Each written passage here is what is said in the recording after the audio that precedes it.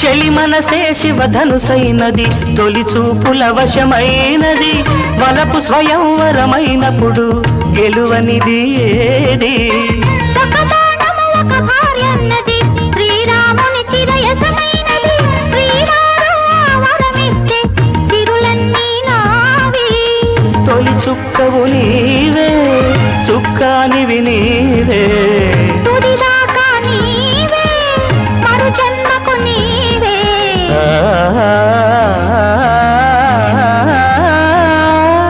జానకి కలగనలేదు రాముని సతి కాగలనని ఏనాడు రాముడు అనుకోలేదు జానకి పతి కాగలనని ఆనాడు